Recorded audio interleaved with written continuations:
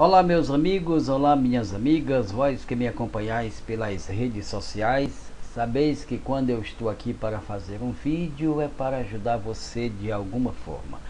Hoje eu trago um assunto bastante peculiar aos eleitos do Eterno que estão dentre as religiões. Vamos fazer uma análise sobre o capítulo 10 de Romanos. Hoje eu quero desvendar para vocês a única verdade contida dentro desse texto, Romanos capítulo 10 e verso 4.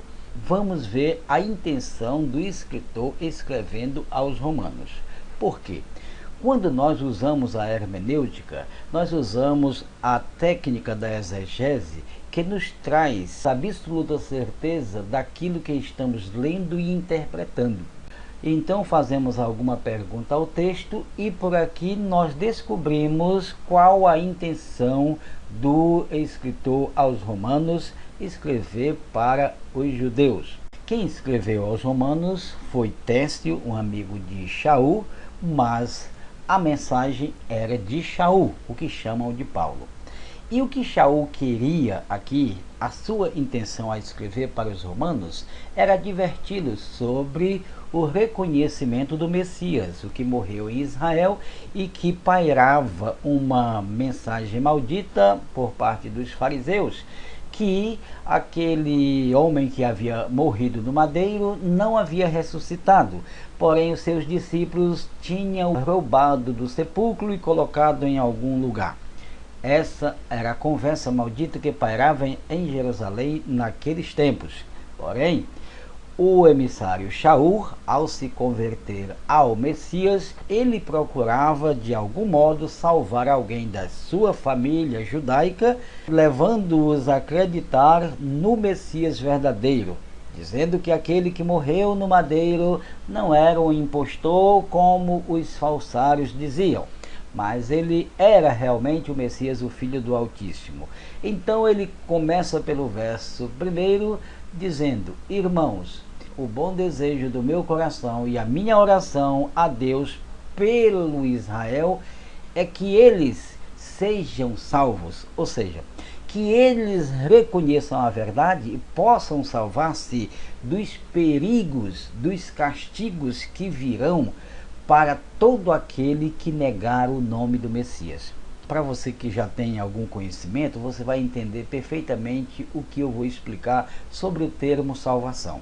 Muitas pessoas da religião, quase a religião toda, prega uma misturada de vocabulários bíblicos que deixa as pessoas baratinadas, deixam as pessoas sem entender realmente o que é o certo, e aí paira no mundo a grande confusão, grande equívoco, e muitos estão caminhando para o abismo por causa dos falsos intérpretes. Bem, o que eu quero dizer é que a palavra salvação e vida eterna são dois termos discrepantes. Vida eterna é uma coisa e salvação é outra. Aqui nós vemos que o emissário Shaul está se referindo à salvação. Ele estava vendo de alguma forma salvar os seus irmãos contemporâneos dos castigos que viriam sobre aqueles que negaram o Messias. Então ele diz: o bom desejo do meu coração e a oração ao Eterno para Israel é para a sua salvação. Salvar-se é ato de livramento.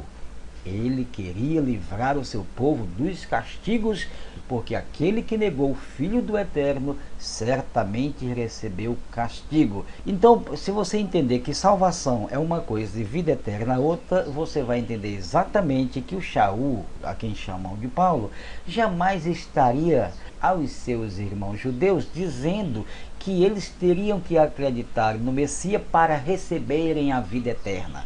Ele não estava falando de vida eterna, porque a vida eterna é um plano predestinativo do Pai, e todos os judeus descendentes de Abraão já têm a vida por predestinação. Então Shaul não estava aqui se referindo à vida eterna, estava se referindo à salvação dos pecados, a salvação dos males que sobreviriam àqueles que negaram o Filho do Eterno. Está entendendo? Por quê? porque a condenação é esta, que a luz veio ao mundo e os homens entenderam e escolheram as trevas, que é a mentira e os enganos, em vez de escolher o Messias, o seu Redentor, o que veio para lhes salvar dos pecados. É isso. E o Shaul estava aqui querendo fazer uma conciliação.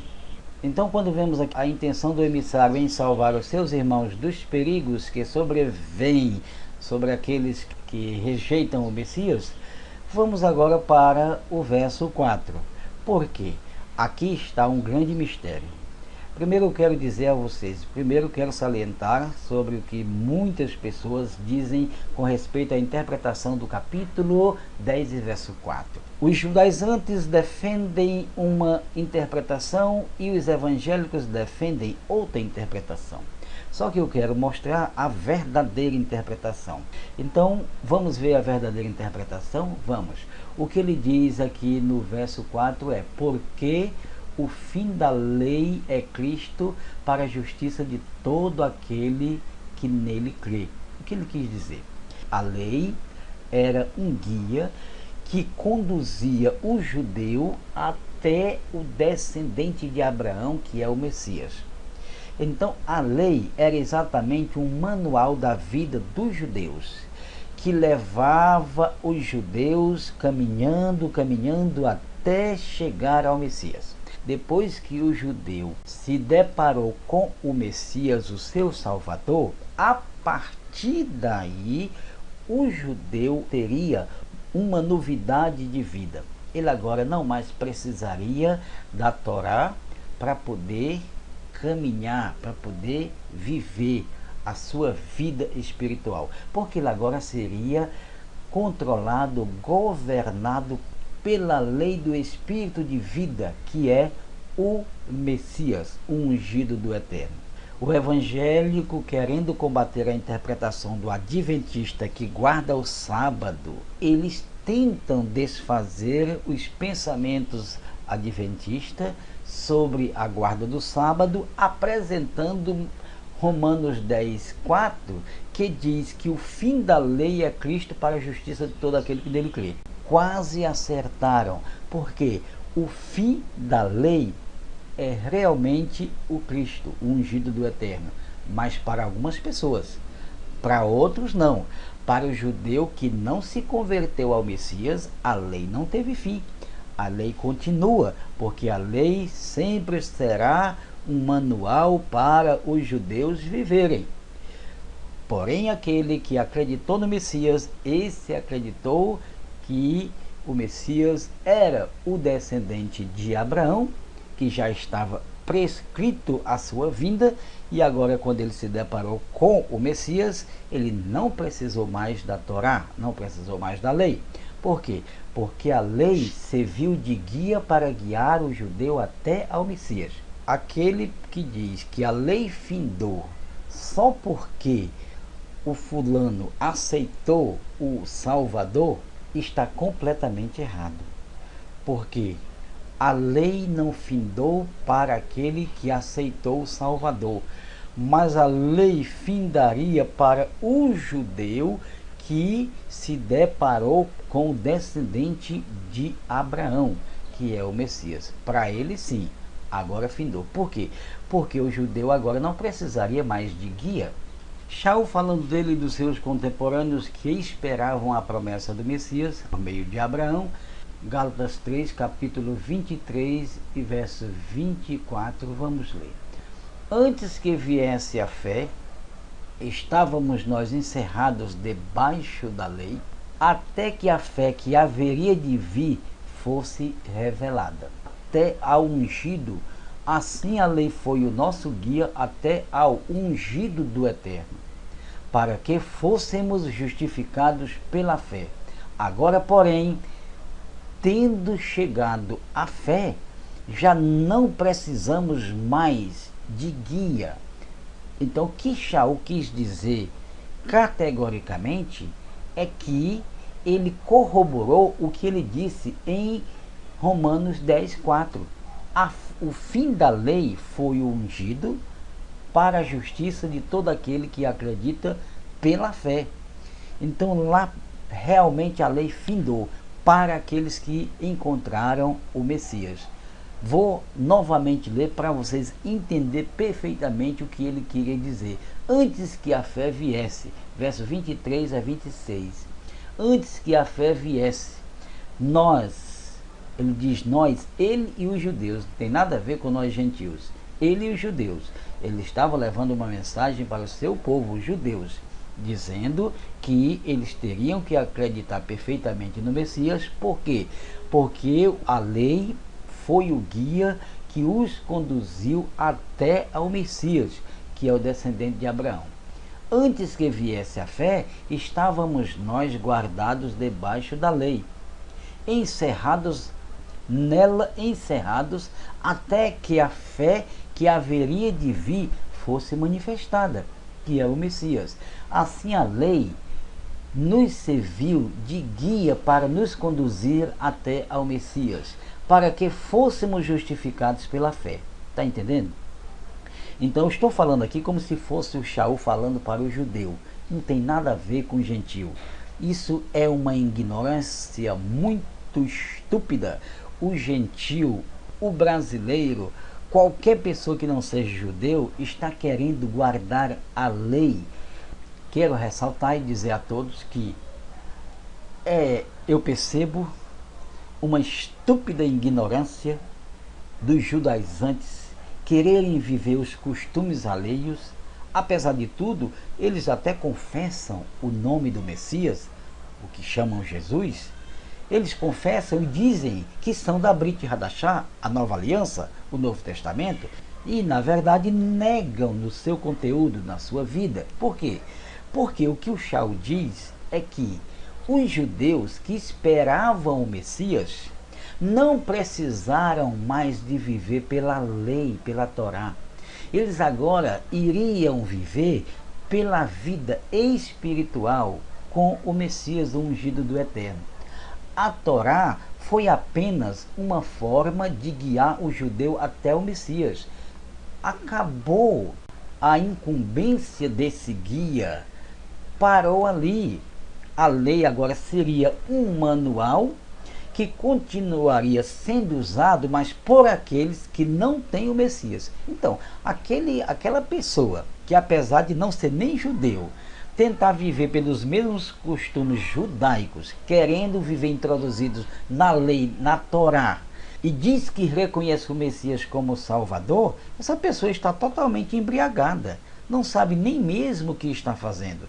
Porque, apesar de tudo, está em Salmos capítulo 147, versos 19 a 20, está escrito categoricamente que o Eterno nunca mandou um profeta escrever para um gentio. Apesar de lá existirem prosélitos, mas pessoas que aderiam ao judaísmo porque simpatizavam a religião, mas ali não existia uma prática para eles determinada do Eterno. Não.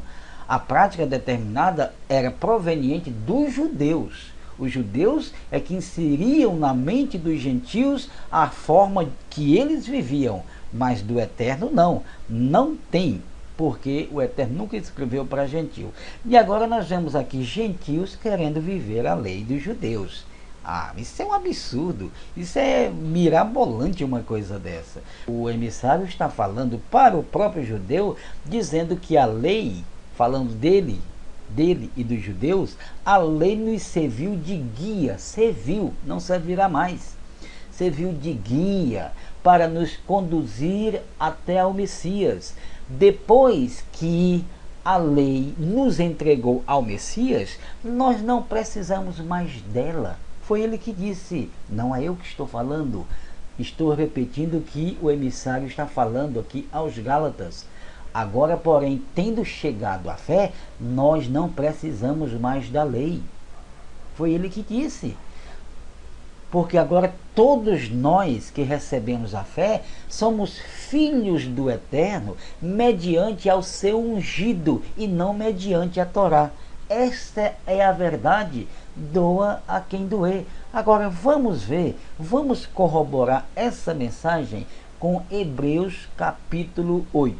que esse texto de Hebreus capítulo 8 corrobora com os dois assuntos já mencionados. Romanos 10:4, que diz que o fim da lei foi o Messias para todo aquele que acreditou na fé. Não é para o judeu que não acreditou. O judeu que não tem o Messias continua vivendo pela Torá. A lei é verdadeira, a lei é santa, a lei é boa, mas para um povo que não recebeu o Messias para viver. Estão entendendo? É isso. Jamais o emissário do Eterno desqualificou alguma coisa da lei. Não. Ele apenas disse, nós não precisamos mais dela. Por quê? Porque agora nós vamos viver pela lei do Espírito, que é o Messias. Pronto. Então essa é a verdade. E olha o que ele diz aqui, corroborando com Romanos 10:4. O fim da lei foi o Messias para a justiça daquele que acredita na fé, acredita pela fé. Começando pelo verso 10. Esta é a aliança que farei com a comunidade de Israel depois daqueles dias. Declara o Senhor, porei minhas leis em seus corações e as escrevereis nas suas mentes, e serei o seu Deus e eles serão o meu povo. O Eterno determinou que faria uma nova aliança depois daqueles dias, depois dos dias em que o Messias se manifestou. Agora uma nova aliança seria feita com o povo convertido espiritualmente. Verso 9. Não será como a aliança que fiz com os seus antepassados, que é a Torá, o Velho Testamento, quando os tomei pela mão para tirá-los da terra do Egito, visto que eles não permaneceram fiéis à minha aliança. Eu me afastei deles, diz o Senhor. Observem com muito desvelo o verso 13. Chamando nova esta aliança, é o que ele agora constituiria uma nova aliança para o seu novo povo. Veja o verso 13. Chamando nova esta aliança, ele tornou antiquada a primeira. O Eterno tornou antiquada a primeira aliança, que é o que os judaizantes dão muito valor. É porque eles não têm o Messias mesmo. Se eles tivessem, eles não estariam contradizendo a própria mensagem do Espírito Santo. Se o Eterno disse que tornou a antiga aliança antiquada, o que tenho eu em contradizer o Eterno e querer viver a antiga aliança misturada com a nova? Porque se ela se tornou antiquada, e o que se torna antiquado é envelhecido e está a ponto de desaparecer, então essa velha aliança não existe mais. Somente a nova aliança perpetua na vida daqueles que amam o Eterno e o seu Filho. Essa é a verdade. De modo algum, não estamos dizendo que a aliança velha não existe. Ela existe sim. E ela continua a sua vivência entre os judeus perdidos, que não se depararam com o Messias, que não se encontraram com o Messias. A lei continua até o dia em que o Messias voltar e acontecer a reconciliação daqueles que o rejeitaram. Mas do Messias para cá, o que está realmente sendo vivido é o novo pacto, a Brit Hadashah, a nova aliança. E quem desfazer dessa mensagem seja anátema. Esta é a verdade, doa a quem doer.